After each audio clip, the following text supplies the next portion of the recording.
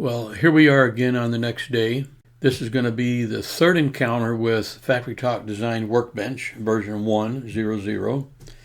And this is going to be a comparison with the other software packages, the other graphical user interfaces that you're using with Rockwell Automation hardware.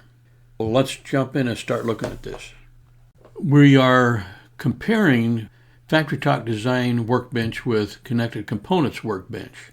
So let's start out with what you know, and that's Connected Components Workbench. When you open up the software, this is what you see. You notice that there's nothing in the project organizer, and you have some choices. Now let's open up Design Workbench, FactoryTalk Design Workbench. A close look here, you can see that in Connected Components Workbench, on your left, that you have full access to the main toolbar, File, Edit, View, Tools, Communication, Window, Help, etc. You don't in FactoryTalk Design Workbench. However, you do have the main items, save one, and that is there's no Discover available in FactoryTalk Design Workbench, at least not at this point. There is later. And one thing I want to point out is less is more in many situations. So if you're a newbie and you open up Connected Components Workbench, you might be looking around for a while trying to decide what to click on. Where do I want to start? File, Edit, View, Tools, Communication, Window, Help, New, Open, Existing, Discover, Recent, and then there's some exploration things that are covered up there that I'll talk about in a minute. I'm not sure what their goal is here. I prefer to have access immediately to more than what I see here in FactoryTalk Design Workbench. I know once I hit New Project or Open an Existing Project or Import a Project, and notice that I don't see Import a Project over there in Connected Components Workbench. So I'm not quite sure what their thinking is. I get the feeling that maybe they think that the people that are going to use this software need a firmer hand and guidance to get them in there without getting confused. And you'll see this a little bit also in Logic Designer.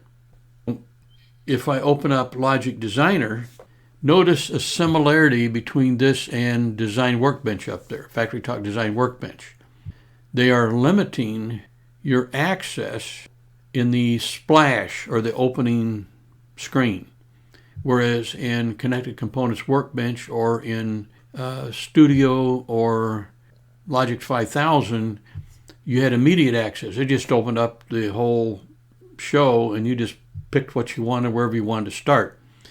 Now with Studio 5000, when I first used that, I don't know, version, whatever, they forced you to use, I did something, new project, and I immediately was at home with the rest of what I saw.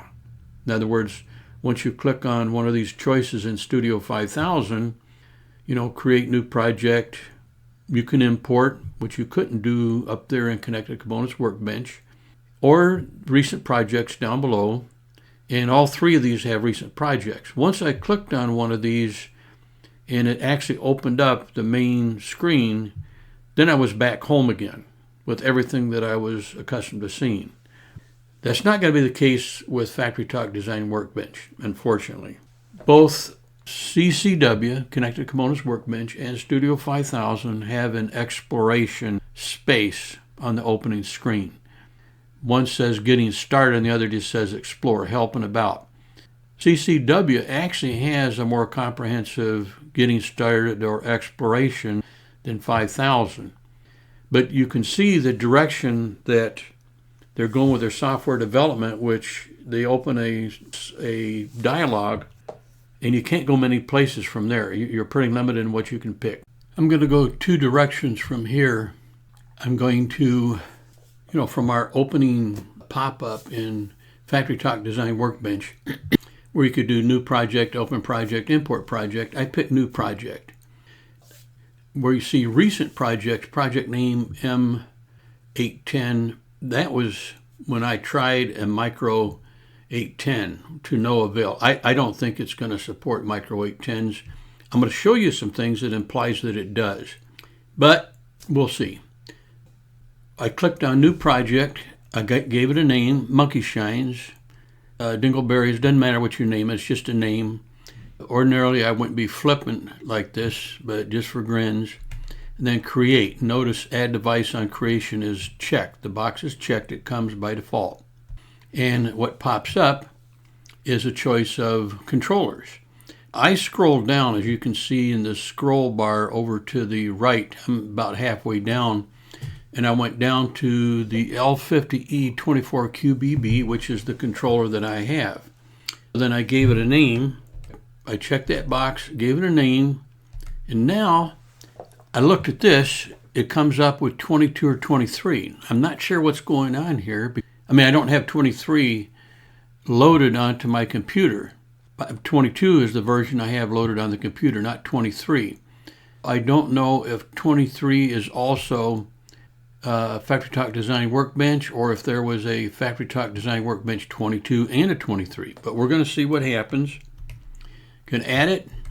And the next place I wanted to go was in the release notes. This is aside from what we were doing. Let's go to Help, Release Notes, and bring the release notes in view here. And of importance to us are anomalies. Early on in the development of a graphical user interface like this, the anomalies are what you want to pay attention to. Known anomalies reported in this release. Well, in looking here, right at the top, when using RS Links Classic and FactoryTalk links to simultaneously browse Micro 800 controllers that are on the same subnet with the broadcast discovery method, FactoryTalk links might not be able to browse these Micro 800 controllers. First reported in this version. To avoid this problem, use the device list range discovery method. For example, you can enter, this is for IP.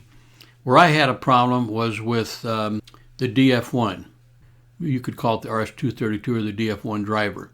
Keep this in mind when you're going to work with this software. Go in and periodically check to see what the anomalies are. Here's our project Monkey Shines with an L50E 24QBB, and if you compared this to Connected Components Workbench, you see there's not much here. But what we want to do first to see if we can communicate with it. So I'm going to go over here to the connection button. It shows here a connection. I'm going to click on it to connect, and it comes up and says connection failed. And now I'm going to go down to the device, and I'm looking for a path. I need to go to online. I just need to find it, view, device, double click on our project, and it opens up the general. I could go to Ethernet, and because that L50E already has a program in it with an IP address, instead of configuring it, I'm going to go back and see if I can discover it. I'm going to delete this project.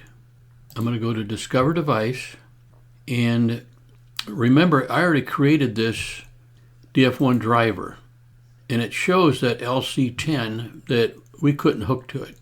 I'm going to go to Ethernet IP, and the Micro 850E, L50E, I'm going to pick that, say OK.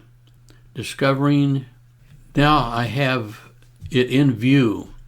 Now, if you were starting with a clean processor with nothing in it, you would take a different route.